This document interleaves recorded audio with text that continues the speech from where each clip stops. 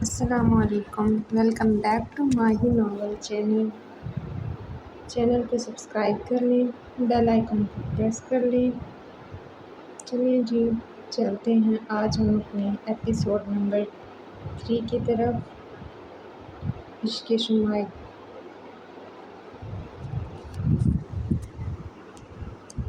کیا تم اسے مارو گے جان سے؟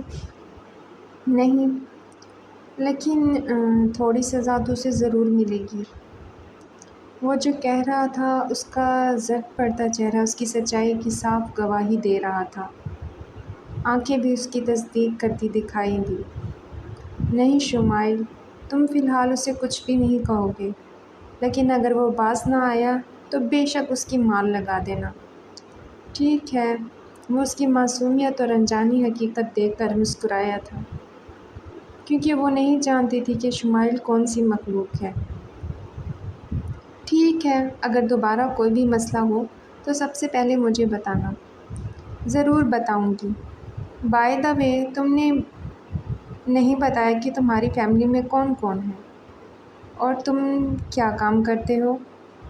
اس کے سوال پر چند ثانیوں کے لیے ٹھٹک کر وہ نظریں چرانے لگا۔ بتاؤ نا شمائل۔ پریشی کے دوبارہ بولنے پر اس نے گردن اوپر اٹھائی۔ تمہارے منہ سے اپنا نام سن کر بہت اچھا لگتا ہے۔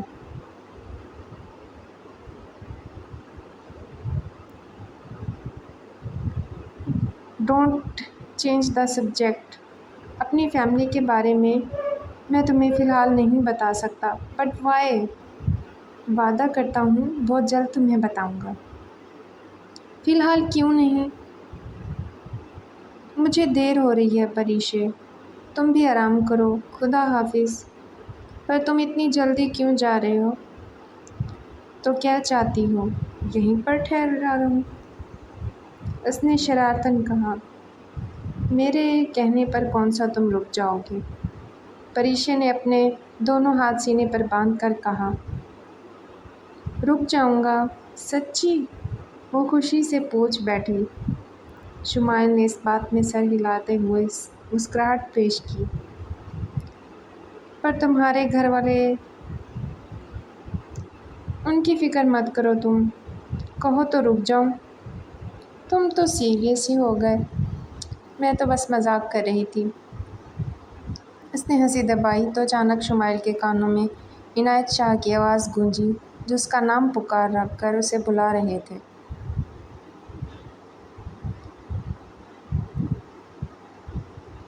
ہاں ٹھیک ہے، چلتا ہوں، اللہ حافظ۔ اس نے اپنے قدم موڑ کر ویرانے کی جانب کیے۔ اب تھوڑی دیر تو رک ہی سکتے ہو، وہ دوبارہ بولی۔ اب نہیں، پھر کبھی۔ مان اللہ، تیزی سے کہتے ہوئے اس نے پائپ سے فی امان اللہ تیزی سے کہتے ہوئے اس نے پائپ سے واپس نیچے اترنا شروع کیا۔ پریشا دیکھتی ہی رہ گئی، اور اگلے ہی پل وہ نیچے اتر کر دور تک اس کی نظروں کو بھانپ کر چلتا رہا اور آگے پہنچ کر اچانک روپوش ہو گیا۔ پریشا واپس بیڈ پر بدجمان ہوئی۔ اب اس کا موڈ کافی اچھا تھا۔ مہر ماہ کی باتوں کو وہ دماغ سے نکال چکی تھی۔ اب اگر سوچوں میں کوئی تھا تو وہ صرف شمائل ہی تھا۔ اس کے بارے میں سوچتے سوچتے ہی پھر اس نے قریب پڑے کشن کو سینے سے لگا کر آنکھیں بند کی۔ نیند کے آغوش میں پہنچنے تک وہ اسی کے متعلق سوچتی رہی، اس بات سے بالکل انجان کہ یہ جو اس کے دل میں خوشی اور جذبات کی ایک انوکھی کومل کھلی ہے، یہ محبت کے مہربان ہونے سے ہے۔ دل میں کہیں اتھل پتھل ہوئی تھی اور دماغ اس کے چہرے کو پکڑ پکڑ کر سوچوں کا حصہ بنا رہا تھا۔ نہ جانے کب وہ نیند کے آغوش میں جا پہنچی۔ اب کمرے میں چاروں طرف اندھیرا اور خاموشی کے سوائے کچھ نہیں تھا۔ میں نے تمہیں بلایا تو تم اتنی دیر سے کیوں آئے؟ حضرت عنایت شاہ صاحب اس کے منظر پر نمودار ہوتے ہوئے ہی گرجے۔ مصروف تھا۔ کہاں؟ نماز پڑھ رہا تھا۔ پہلی اور آخری بار سمجھا رہا ہوں، نماز کو وقت پر ادا کر لیا کرو، لیکن اگر آئندہ میرے بلانے پر تم یہاں موجود نہ ہوئے تو اس سے اگلے ہی پل تمہیں راہ کر دوں گا۔ آئندہ نہیں ہوگا شاہ صاحب۔ وہ گردن جھکائے کھڑا تھا۔ اب بیٹھو یہاں پر، مجھے کچھ لوگوں کے مسئلے حل کرنے ہیں اور تمہیں میری مدد کرنی ہوگی۔ جی، وہ خاموشی سے فرش پر ہی بیٹھ گیا۔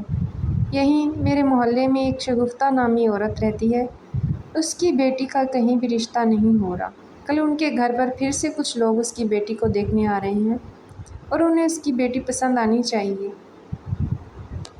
آپ فکر مت کریں شاہ صاحب، وہ لوگ انکار نہیں کریں گے۔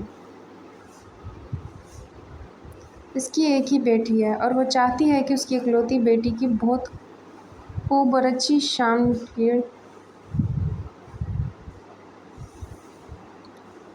شان کے لوگوں میں اس کی شادی ہو۔ اور آج شام کو ڈیفینس ایریا سے بھی ایک عورت آئی تھی، شادی اس کے شوہر کی دوست کے بیٹے سے ہو جائے، پر وہ لڑکی اس لڑکے کو پسند نہیں کرتی۔ تمہیں اس لڑکی کے دل کو اس لڑکے کی طرف مائل کرنا ہوگا۔ کچھ ایسا کرو کہ وہ لڑکی اس سے شادی کرنے کے لیے راضی ہو جائے، کیونکہ اگر ایک بار اس عورت کی مراد پوری ہو گئی تو اس نے وعدہ کیا ہے کہ وہ میرے ساتھ اس غریب خانے کو دولت سے بھر دے گی۔ شمائل اس کی بات سن کر سوچ میں پڑ گیا۔ کیا نام ہے اس لڑکی کا؟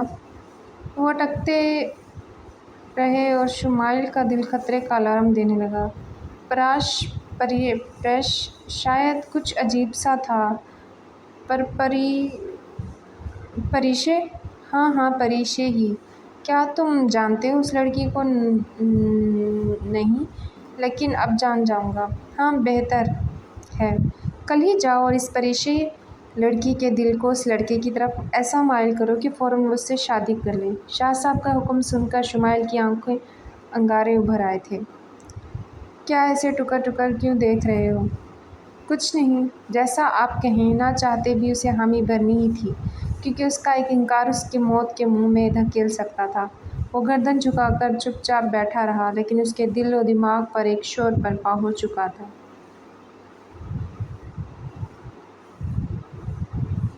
یہ پرستان کا منظر تھا۔ رامین بادشاہ سلیمان کے ہمراہ تخت پر جان نشین تھے۔ جب ایک کنیز پری بھاگتی ہوئی ان کے پاس آئی، اس کا سانس پھولا ہوا تھا۔ پری ماں، کیا ہوا؟ ملکہ رانی اس کی جانب متوجہ ہوئی۔ ایک بہت بری خبر ہے جناب عالی۔ کیا شمائل کا کچھ پتہ چلا؟ ان کی سوچوں نے فوراً اپنے بیٹے کی پرواہ کی تھی۔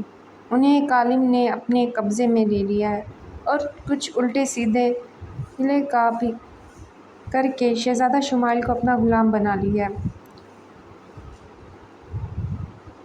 جی ملکہ کوکاف، عالم کی اجازت کے بغیر وہ پرستان میں نہیں آ سکتے۔ خبر سنتے ہی پورے پرستان میں ہلچل مچ گئی۔ بادشاہ اور ملکہ دونوں اپنے تخت سے اٹھ کھڑے ہوئے۔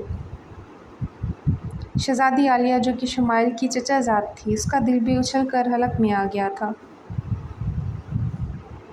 وہ پچھلے 2 دن سے یہاں نہیں آیا۔ بادشاہ دیو سلیمان نے غضب کر کہا۔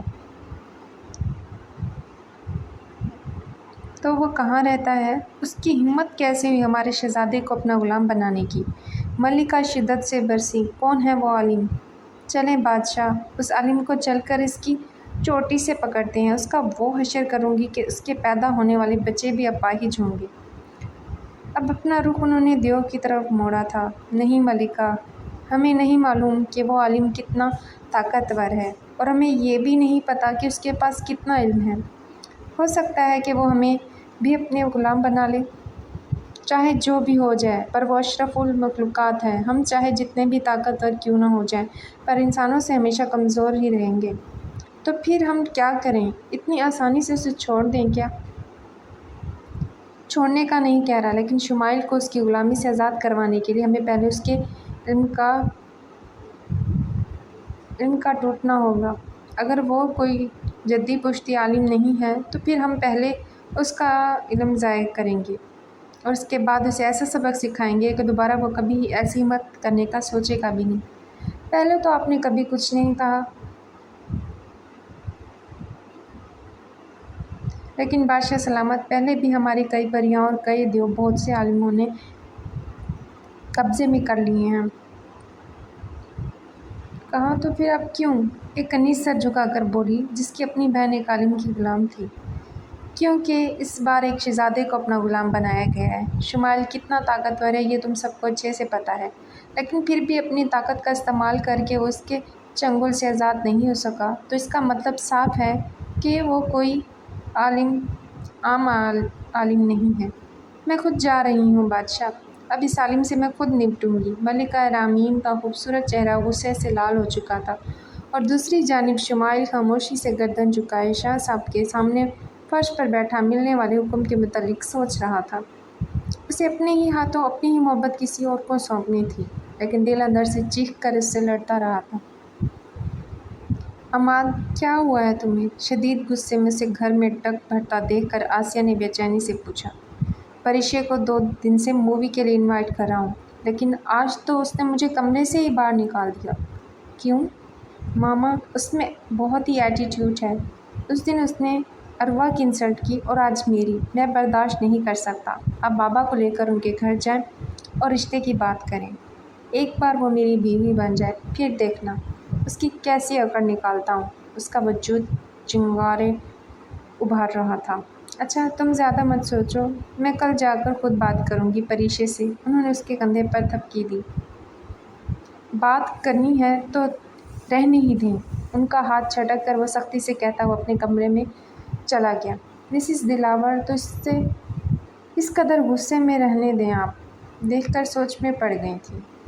کمرے میں آتے ہی اس نے ٹھپ کی آواز سے دروازہ پٹکا تو اس کی نظر سامنے دیوار پر جڑی پریشے کی تصویروں پر پڑی، جو اس نے فیس بک اور دیگر اکاؤنٹ سے ڈاؤن لوڈ کر کے انہیں فریم کی صورت میں کروا دی تھی۔ پریشے اس کی بچپن کی محبت تھی، جسے وہ ہر صورت میں حاصل کرنا چاہتا تھا، لیکن اس کی بے رخی، بے عنایتی نے اسے اب اس کی ضد بنا دیا تھا۔ غصے میں آ کر اس نے پریشے کے دیوار پر لٹکی ایک مسکراتی تصویر کو نیچے گرا کر چکنا چور کر دیا۔ اپنی بے عزتی اسے ہرگز برداشت نہیں تھی، اور دل کے ہاتھوں ابھی بھی مجبور تھا۔ صبح فجر کی اذانیں اس کے کانوں میں گونجتی تو وہ ادھر ادھر کروٹیں بدلتی رہی، پھر اچانک کسی کے الفاظ دور سے اس کے ذہن سے ہوتے ہوئے اسے سنائی دیے تھے۔ اگر کسی دن تم نے ایک نماز بھی مس کی تو بھول جانا کہ میں تم سے کبھی ملنے آؤں گا۔ نماز پڑھنے کے لیے تر و تازہ وضو کیا اور اپنا سلیپنگ ڈریس اور چینج کیا، تبدیل کر کے نارمل ڈھیلی شلوار قمیض پہن کر جائے نماز بچھایا، لیکن جیسے ہی وہ حجاب کر کے اس پر کھڑی ہوئی تو اسے یاد آیا کہ اسے تو نماز پڑھنی ہی نہیں آتی۔ پھر اس نے بیڈ کے قریب جڑے میز سے اپنے موبائل اٹھایا اور یوٹیوب آن کیا، نماز پڑھنے کی ویڈیو دیکھی، لیکن اتنی جلدی نماز یاد کرنا اس کے لیے مشکل ہو رہا تھا۔ تھک ہار کر اس نے موبائل ایک طرف رکھا اور حجاب کھول کر دوبارہ بیڈ پر لیٹ گئی۔ اس کا چہرہ اداسی کی پرچھائی دے رہا تھا۔ پھر وہ چند ہی لمحوں بعد کھڑکی میں کھڑی ہو کر جھانکنے لگی۔ وہ شمائل کے تلاوت کرنے کی خوبصورت آواز سننا چاہتی تھی، لیکن آج وہاں کوئی نہیں تھا۔ وہ مایوسی سے گھر کے لاؤنج میں سے ہوتی ہوئی کچن تک آئی، جہاں مہر ماں صبح کے ناشتے کی تیاری کرنے میں مصروف تھیں۔ منہ لٹکائے خاموشی سے ان کے سامنے کھڑی ہوئی تو چولہے کے پاس کھڑی مہر ماں نے اس کا اترا چہرہ دیکھ کر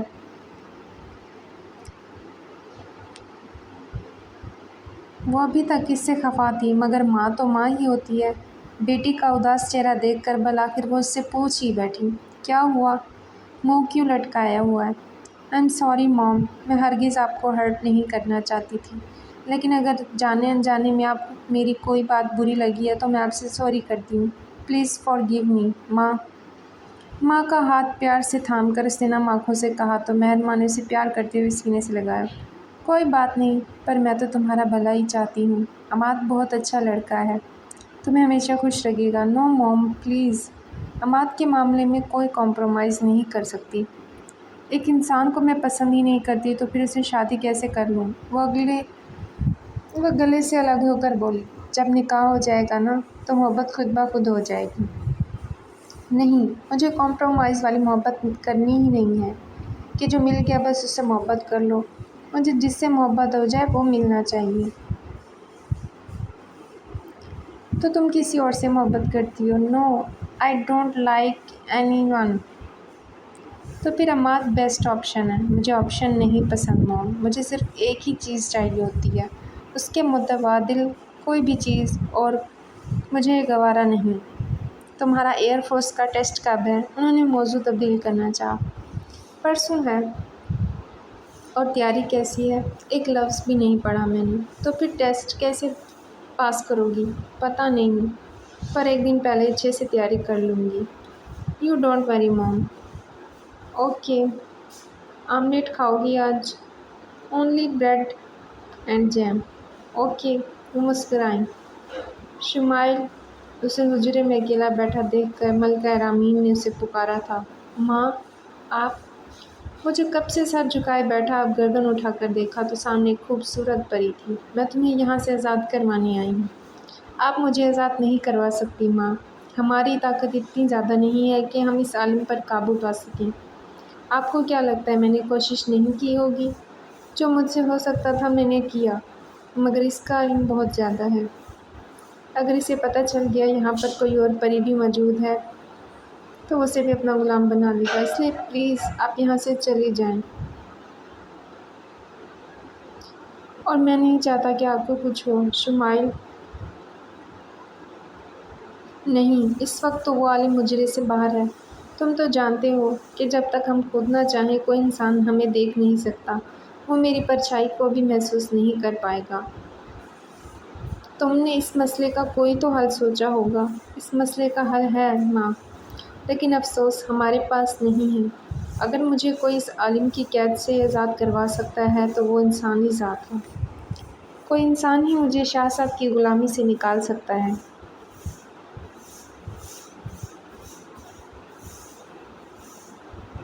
تو پھر ہم انسان کہاں سے لائیں؟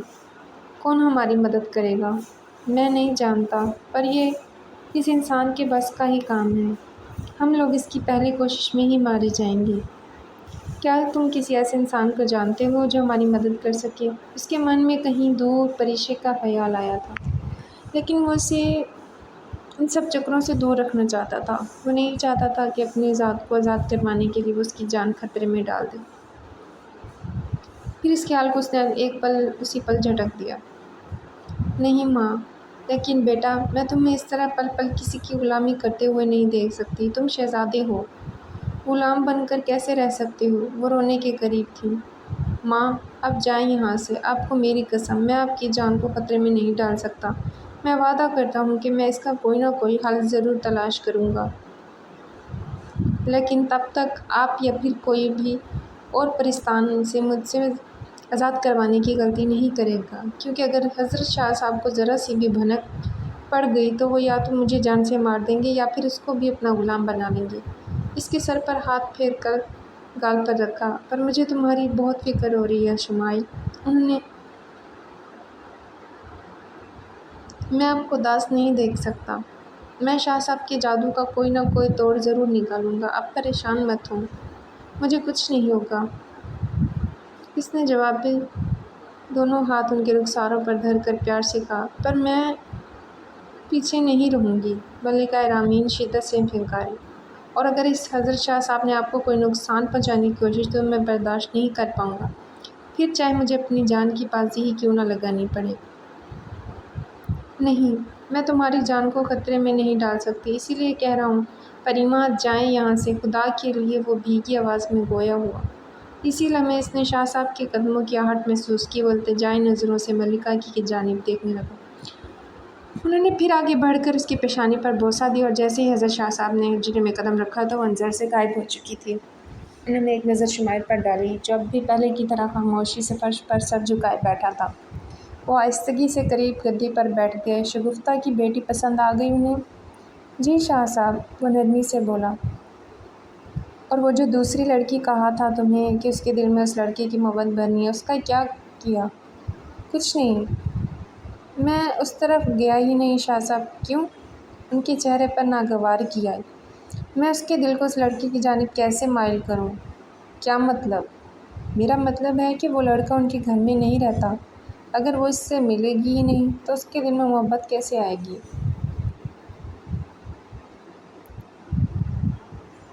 ہاں، بات تو تم نے ٹھیک کی ہے۔ چلو میں کل بات کرتا ہوں مہرماں بہن سے، کہتا ہوں اسے کہ کسی طرح اس لڑکے کو اپنے گھر میں کچھ دن کے لیے رکھیں، لیکن اس کے بعد ان کا کام ہو جانا چاہیے۔ جی، اب جاؤ یہاں سے، مجھے کچھ وظیفے کرنے ہیں، جب تمہاری ضرورت ہوگی تو بلا لوں گا۔ جی شاہ صاحب۔ وہ کھڑا ہوا اور نظروں سے روپوش ہو گیا۔ شام سے رات ہو چکی تھی اور رات کے بھی تقریباً 11:50 پر جاتی سوئی کی ٹک ٹک پوری کمرے میں چاروں جانب گونج رہی تھی، لیکن جس کے دیدار کی آنکھیں منتظر تھیں وہ تو کہیں بھی نظر نہیں آیا تھا۔ وہ سونے کی ناکام کوشش کر چکی تھی، مگر نیند بھی شاید اس سے خفا ہو گئی تھی۔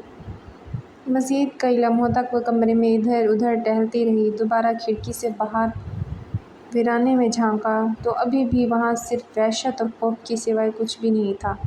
ایک نظر پھر اچانک اس کے بولے گئے الفاظ یاد آئے۔ پھر سے کھڑی وہ دوڑائی۔ جب 1:10 بجا رہی تھی، اسے شمائل پر بے حد غصہ آ رہا تھا۔ ایک بار میرا نام پکار کر تو دیکھنا، اگر اگلے ہی لمحے میں تمہارے سامنے نہ ہوا تو بے شک جان لے لینا۔ اس کے لفظوں کو سوچ کر وہ مسکرائی تھی، مگر پھر اپنے پاگل پن پر بھی ہنسی تھی۔ میرے پکارنے پر بھلا تم کیسے آ سکتے ہو؟ تمہیں کیسے پتہ چلے گا کہ میں نے تمہیں پکارا ہے؟ ہمارا کوئی روحانی تعلق تو نہیں ہے، لیکن ایک بار ٹرائی کرنے میں کیا حرج ہے؟ چلو بی ریڈی شمائل۔ وہ خود سے ہی گفتگو کر کے پھر سے مسکرائی۔ شمائل شمائل شمائل کہاں ہو تم؟ شمائل۔ ہر جانب نظریں گھما کر کھڑکی میں جھانکتے ہوئے بلند آواز سے بولی۔ نگاہیں اس کی راہ دیکھ رہی تھیں۔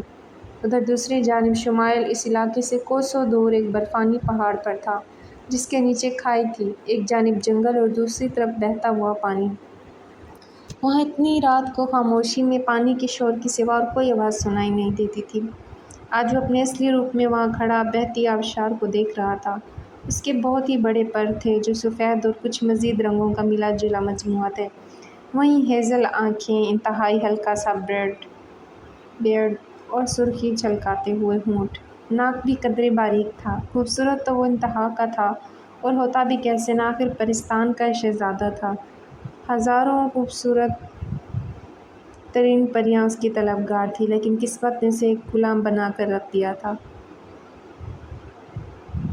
وہ گمسم سا تھا۔ پھر اچانک پریشے کے پکارنے کی آواز اس کی سماعتوں سے ٹکرائی تو وہ اپنے ہوش بحال کر گیا۔ اگلے ایک سیکنڈ میں ہی وہ وہاں پہنچ چکا تھا۔ اس کی سپیڈ اتنی تیز تھی کہ صرف 2 منٹ میں ہی وہ ہزاروں میلوں کا فاصلہ طے کر کے اس کے ویرانے میں پہنچ چکا تھا۔ اب وہ اپنی ہمیشہ والی حالت میں چل کر اس کے سامنے آیا اور اوپر نگاہ اٹھائی جہاں پریشے کھڑی تھی۔ اسے اپنے سامنے دیکھ کر وہ بس ساکت رہ گئی تھی۔ ہائے، مجھے یاد کیا تم نے؟ وہ آنکھیں اوپر اٹھا کر اس سے سوال کر رہا تھا، لیکن پریشے کا جسم خوف سے سرد ہونے لگا تھا۔ اس کی کیفیت کو وہ بہت اچھے سے بھانپ گیا تھا۔ پھر اسے سنبھالنے کے لیے وہ پائپ سے اوپر چڑھنے لگا۔ اگلے ہی چند لمحوں میں کھڑکی میں اس کے سامنے آ بیٹھا تھا۔ کپڑوں کا رنگ اب سفید سے سیاہ ہو چکا تھا۔ وہ ابھی تک حیرت زدہ تھی۔ اتنی حیرانگی سے کیوں دیکھ رہی ہو؟ شمائل نے اس کے سامنے چٹکی بجا کر کہا۔ تم کیسے آ گئے؟ وہ اٹک رہی تھی۔ چل کر۔ تمہیں کیسے پتہ چلا کہ میں نے تمہیں بلایا ہے؟ دل کو دل سے راہ ہوتی ہے نا، بس اسی لیے مجھے محسوس ہوا کہ تم نے مجھے یاد کیا اور میں آ گیا۔ لیکن ایسا تو صرف کہانیوں میں ہوتا ہے، ریئل لائف میں تو نہیں۔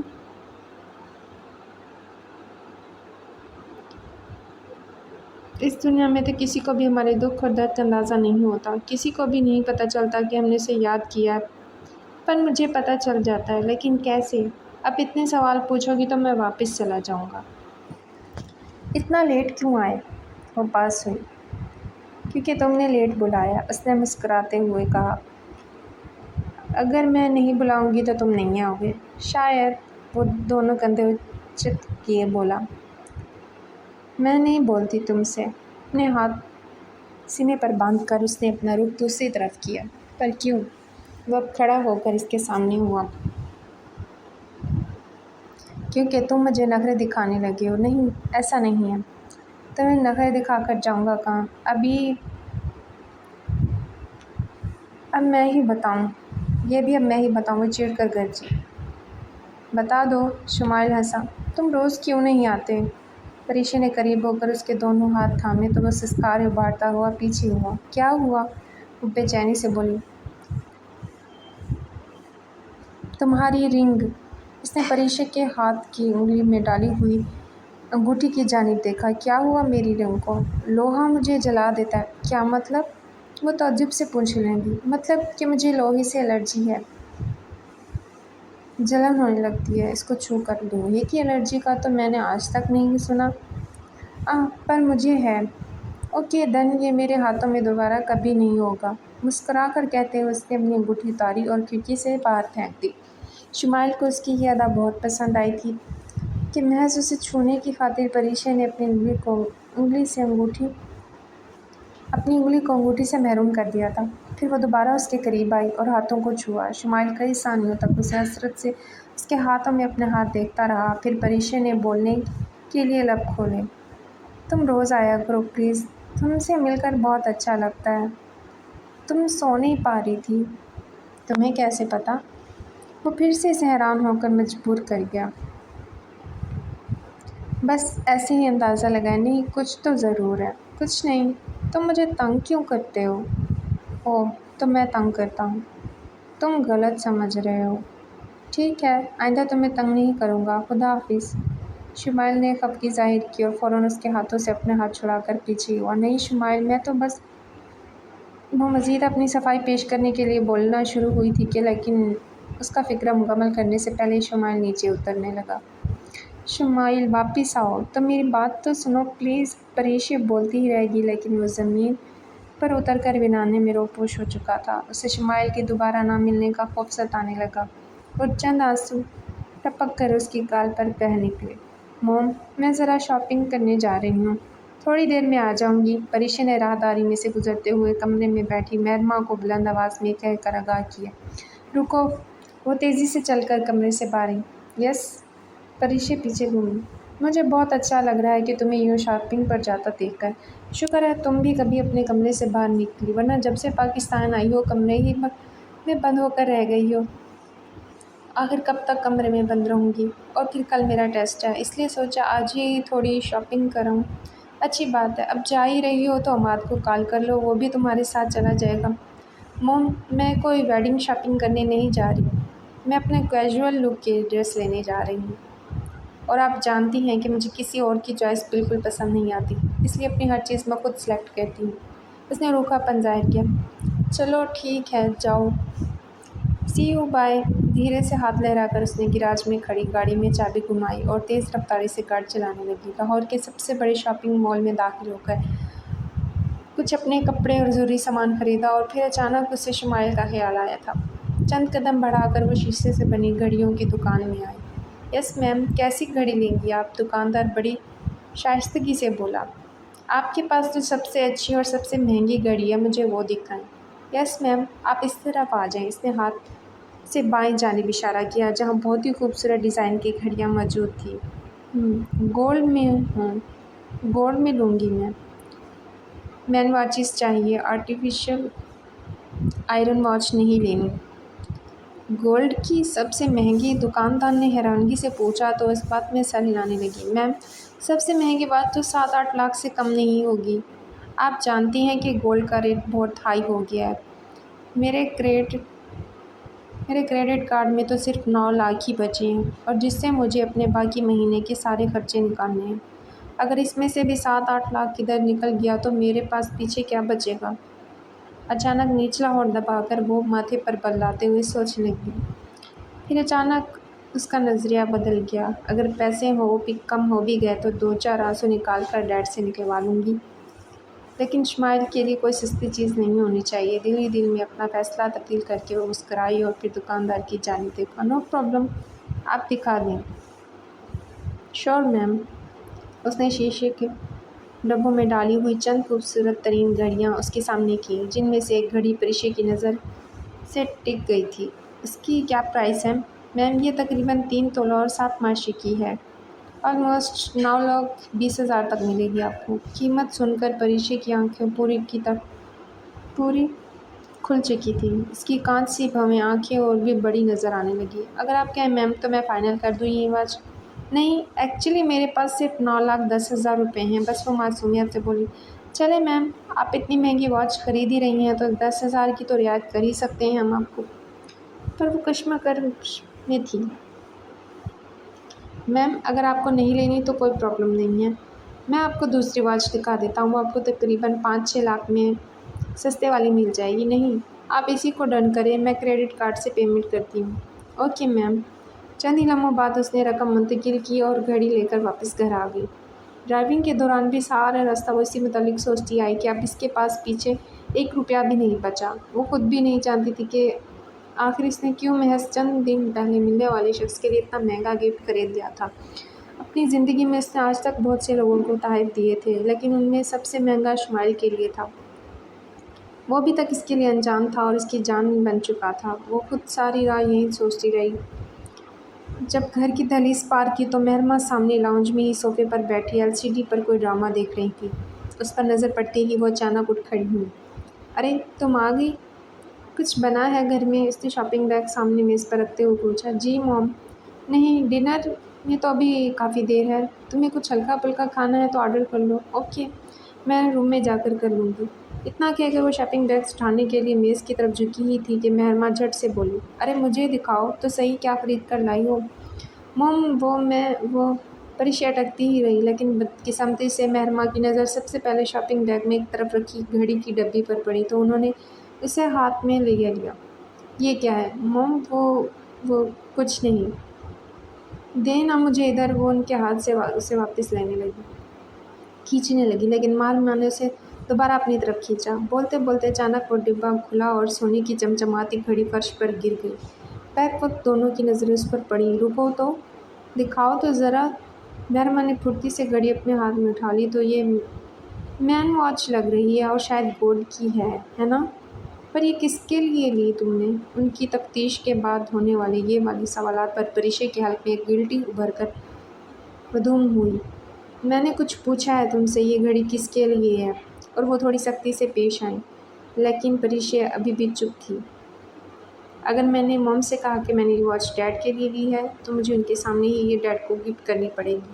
اور پھر شمائل کا کیا؟ نہیں، ایک نہ ایک دن تو انہیں ہماری دوستی کے بارے میں پتہ چل ہی جائے گا، تو پھر اب ہی نہیں۔ مجھے موم کو شمائل کے بارے میں بتا دینا چاہیے۔ ہاں صحیح ہے، یہ ٹھیک رہے گا۔ پریشا اپنے من ہی من میں خود سے جھگڑ رہی تھی۔ تبھی مہرماں دوبارہ گرجی۔ منہ سے کچھ بولو گی تم؟ موم یہ واچ میں نے شمائل کے لیے ہے، وہ مشکل بولی تھی، لیکن مہرماں کے چہرے کے تاثرات بدلنے لگے۔ شمائل کون؟ دوست ہے میرا۔ کہاں رہتا ہے اور کب ملی تم اس سے؟ اس نے کہا کہ وہ یہیں پاس میں رہتا ہے، لیکن مجھے اس کے گھر کا پتہ نہیں ہے، اور ہماری ملاقات ہمارے گھر کے پچھلے حصے میں ہوئی تھی۔ کتنے کی لی یہ تم نے واچ؟ یہیں کوئی تقریباً 4 لاکھ کی۔ جھوٹ مت بولو مجھ سے پریشے، میں جانتی ہوں کہ یہ واچ کوئی 4 لاکھ تک کی نہیں ہے، اس کا وزن کافی زیادہ ہے۔ 9,10,000 کی لی ہے، وہ سر جھکا کر بولی تو مہرماں کے ہوش اڑ گئے۔ کیا؟ 9 لاکھ کی؟ تم نے 9 لاکھ کی ایک لڑکے کے لیے گھڑی لی اور تمہیں پتہ بھی نہیں ہے کہ وہ کہاں رہتا ہے؟ مہرماں نے چیخ کر پوچھا۔ موم نہ تو میں نے